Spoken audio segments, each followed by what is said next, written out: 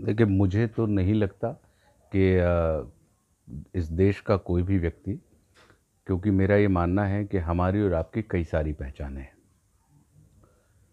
हम हिंदू, मुस्लिम, सिख, ईसाई भी हैं, हम अगड़े पिछड़े भी हैं, हम ब्राह्मण, वैश्य, क्षत्रिय भी हैं, हम मध्य प्रदेश, उत्तर प्रदेश, बिहार, राजस्थान के भी हैं। मतलब जब हमारा परिचय होता है, और सबसे अंत में हम भारतीय हैं, कि जब दो लोग, हम और आप, आपस में मिलते हैं और हमसे नाम और परिचय पूछा जाता है, तो हम पहले अपनी जात, गांव, ठांव बताते हैं। फिर अच्छा, आप कहाँ के हो? उन्होंने कहा अरे हम तो उत्तर प्रदेश के। अरे भैया उत्तर प्रदेश? अच्छा, हम तो मध्य प्रदेश के हैं। तो हमारी कई सारी पहचानें हैं, लेकिन जो सैनिक होते हैं उनकी सिर्फ एक पहचान होती है, और वो पहचान होती है देश। तो मुझे लगता है कि जो भारतीयता की जो हम बात करते हैं, कि उनकी कोई पहचान नहीं है। वो अगर उनसे ये पूछा जाए तो ये क्या है, तो ये भारतीय हैं। कौन से सैनिक हैं? ये भारतीय सैनिक हैं। तो वो जो चीज़ एक बात होती है, तो जो आपने अब सवाल पूछा कि उनसे सवाल मांगे गए या उनके शौर्य के ऊपर प्रश्न चिन्ह लगाया, तो मुझे नहीं लगता कि इस देश में रहने वाला कोई भी व्यक्ति जो है वो अपने ही रक्षकों के शौर्य के ऊपर कभी भी कोई प्रश्न चिन्ह लगाएगा या उनसे सवाल मांगेगा। ये जितने भी सवालों के आदान प्रदान चल रहे हैं, वो कहीं ना कहीं, चूँकि हम और आप आज के दौर में एक लोकतांत्रिक व्यवस्था के अंग हैं, तो एक लोकतांत्रिक व्यवस्था में कहीं ना कहीं हम एक और नई चीज़ में बट गई है, कि हम और आप अब दलों में बट गए हैं। अकेले सिर्फ हम और आप जातियों के नहीं रहे हैं, अकेले हम और आप प्रदेशों के नहीं रहे हैं, अकेले हम और आप इंसानी फितरत के नहीं रहे हैं। अब हम और आप कोई अपाई हो गया है, कोई सपाई हो गया है, कोई बसपाई हो गया है, कोई भाजपाई हो गया है, कोई कांग्रेसी हो गया है।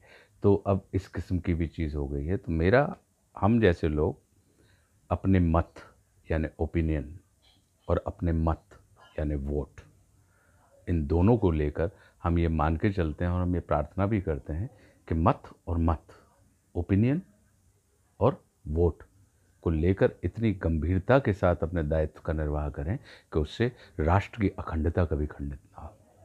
तो हम सिर्फ वही प्रार्थना कर सकते हैं और वही निवेदन करते हैं। और मुझे नहीं लगता कि ये कोई, क्योंकि भारत जो है, वो भारत सिर्फ मानचित्र नहीं है, भारत एक मनचित्र है।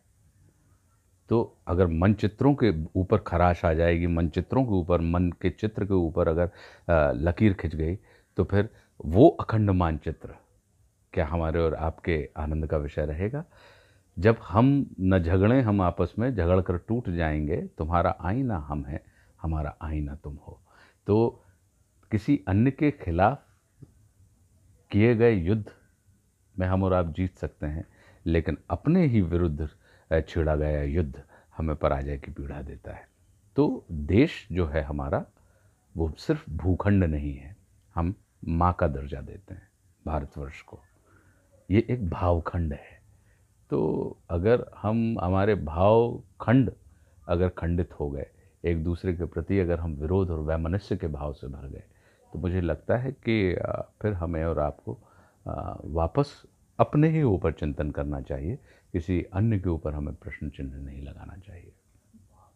सेवा करने का मौका मिले और वो भी पॉलिटिक्स के थ्रू, तो आप जाएंगे, कभी ज्वाइन करेंगे? हम और आप सब राजनीति में हैं। अगर इस लोकतांत्रिक देश में हर वो व्यक्ति जो वोट डालता है या वोट डालने की स्थिति में आने वाला है, वो राजनीति का ही हिस्सा है।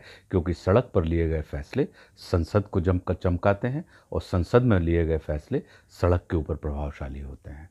तो आवश्यकता नहीं है कि आप उन 545 लोगों में संसद में बैठ के जाएं। आवश्यकता है कि हम जो 1 करोड़ 125 करोड़ लोग हैं, और सड़क पर जो हम और आप खड़े हुए लोग हैं, तो हमारी भी उतनी ही जिम्मेदारी होती है। क्यों? क्योंकि ये सड़क और संसद के बीच का योग और तालमेल है। अगर सड़क का संसद के साथ अच्छा तालमेल हो जाए, और संसद का सड़क के प्रति अगर अच्छा तालमेल हो जाए, तो आप देखेंगे कि हमारे और आपकी जो आकांक्षाएं हैं, अपेक्षाएं हैं, वो रातों रात पूरी होंगी।